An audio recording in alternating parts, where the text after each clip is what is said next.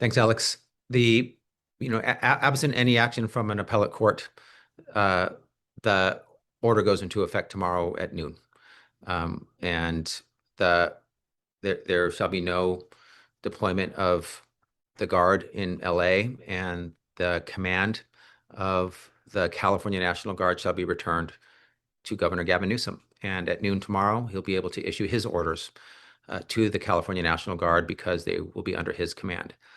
Now, as I mentioned, the federal government has already moved swiftly to appeal. They moved for an administrative stay. They moved for a stay pending appeal. So if the Ninth Circuit acts between now and tomorrow at noon and either rejects their request, that's one scenario. That would mean that at noon, Governor Newsom has command of the National Guard. But if they grant their stay, then it means that the order is temporarily stayed, and it does not go into effect at noon. So we'll just have to wait and see. Don't have a crystal ball on that one. But there's one of two scenarios: either the stay is granted or the stay is denied. And if it's granted, that means the command does not hand over at noon. If it's denied, the command goes back to Governor Newsom at noon tomorrow. The Insurrection Act is something we're aware of. It appears that through some of the rhetoric and language, it seems like there could be some socializing of that action, some laying of the groundwork, if you will, of the Insurrection Act. I will say that there's only two bases for invoking the Insurrection Act. One is basically the same as one of the elements that was rejected in the case already in the order by Judge Breyer today, which is that the federal government is unable to, with the regular forces, execute the laws of the United States. That's already been rejected.